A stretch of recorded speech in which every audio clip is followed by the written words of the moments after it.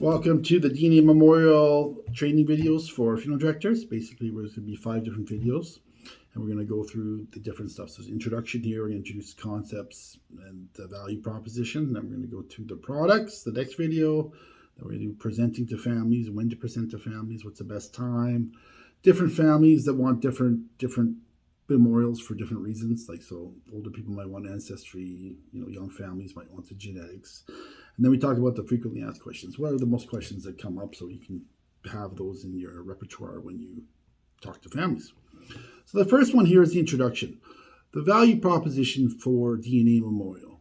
Okay, so first of all, just a little history on DNA Memorial. So I came up with the technology. My name is Dr. Ryan Lato, and I used to work in a laboratory at the university where we used to try to get DNA from dinosaurs and mummies. And as looking through it, we found out by looking at all these different samples that are coming in, we identified the precise conditions that DNA could survive for thousands of years. So now we recreated these conditions and we put them in a tiny little vial so people can store the DNA at home.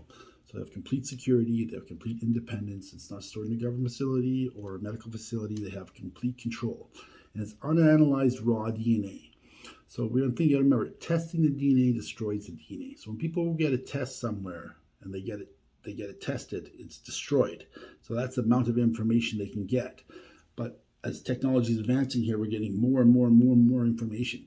So having the complete DNA in that little vial allows them to access any of these tests now or in the future. And that little vial isn't a one-time shot. You can keep going back to it again and again and again for multiple testing. And it's variable depending on the different amounts of sample and quality of sample we get, but 50 times is oftentimes a number we'll use, right? So to do a paternity test takes 1 nanogram, and you might have 5,000 nanograms in your vial. So that's just a rough thing of how much testing is available from that vial. So it's not a one-time thing. Another thing I like to bring up early on too, this isn't just for deceased people. So we're presenting it at the funeral home because that is where we ended up having the most value. Just like a fingerprint or some other memorial, people don't value that when you can just go get it the same day. Like, there's no value when I can provide the next day. But it turns out, even though it seemed like a very odd fit at the time, that the funeral home is the last place that you can collect this before it's gone, right? So all throughout the process, no one's ever thought of it until now. The funeral home is actually the last place you can get a viable sample from the person. So it turns out that is actually where it becomes valuable, because now people have to decide if they're going to get rid of all their family's medical history, their ancestry, everything else, but they have one last chance to preserve it. So that's where it all of a sudden becomes valuable, much like a fingerprint or something else. But again, it's not just for deceased people. So we have families that'll come in and they'll want to do the DNA preservation for all the family members. They're certainly welcome to do that. Or they want to get the genetic predisposition testing, or they want to get the ancestry testing. That's available to anyone at all. It's just that the funeral home is the last chance to collect that person's DNA, but it is open to everyone. Okay, important factor.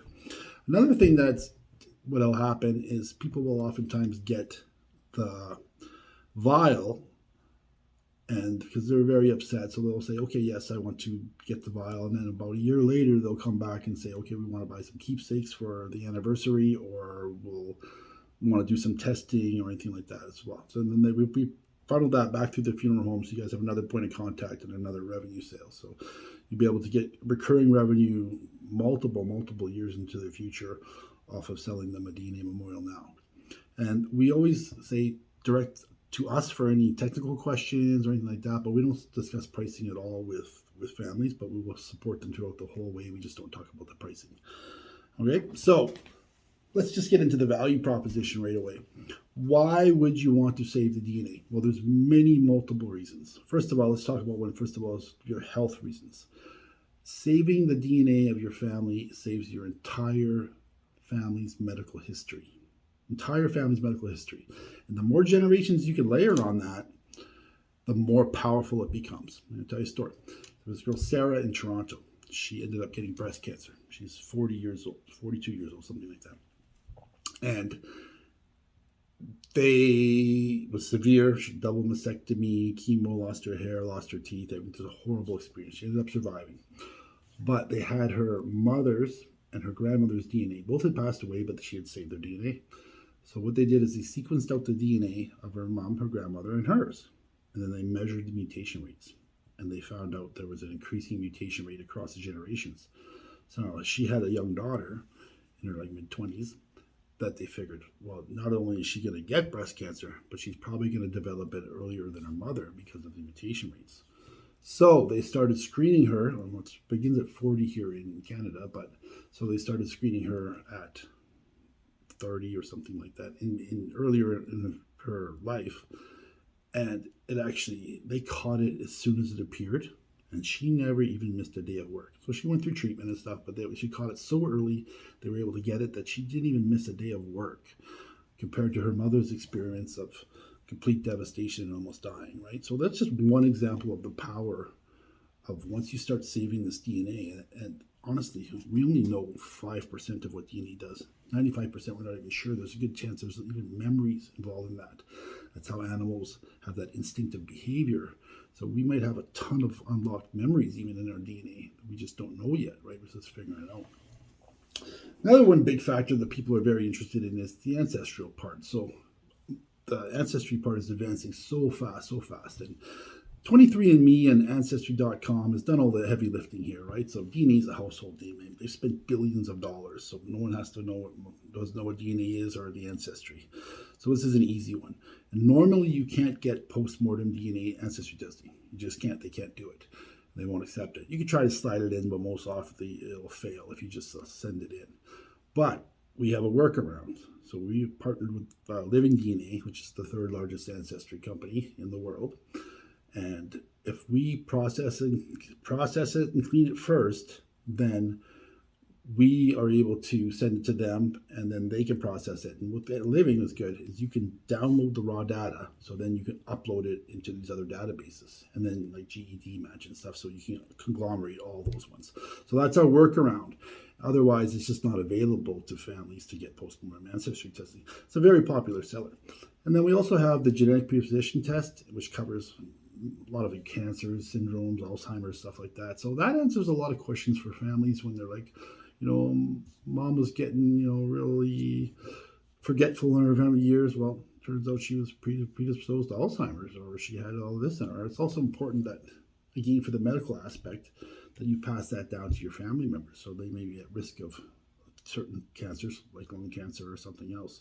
So that's our three major things that we sell at the funeral home. So the preservation vial, the ancestry, and the medical. Anything other than that, we say bring it to us. If they have a specialty test or anything like that, just send them to us and we'll work it through, because we don't expect anybody to be experts here. You just have to stick to those three, and we'll go through all the products individually in an individual video to understand how they work and how to order them and everything else. But those are your three major value props, is that your family's medical history, your ancestry, and it's just the ultimate legacy, because it's not only the blueprint of a person, it's their entire personality. Everything's encoded in your DNA. It's a great study out. It was called the Minnesota Twin Studies, where they separated identical babies at birth, right? And they grew up in different circumstances, different religious, socioeconomic circumstances. And then they followed them up 20 years, 30 years later, and they all had the same kind of jobs. They all played the same kind of sports. They even dressed the same. They've never contacted each other, and they never grew up in the same kind of environments at all. They had the same spouses. They took the same courses in school. So it just goes to show you how much your genetics affects you that you don't even know. So that's just the first introductory video, and we'll get into some of the details in the next ones.